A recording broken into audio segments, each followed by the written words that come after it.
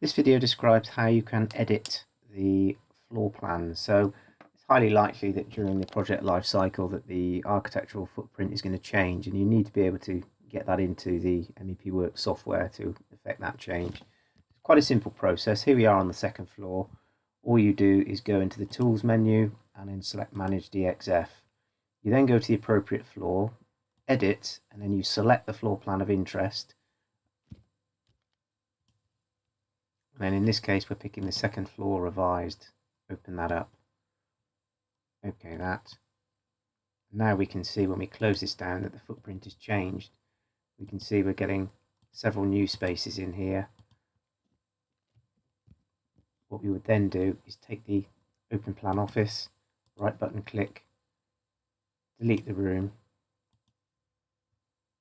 And then what we would do is either redefine the spaces or reintroduce the revised GBXML, which is subject to a separate video importing revised GBXML.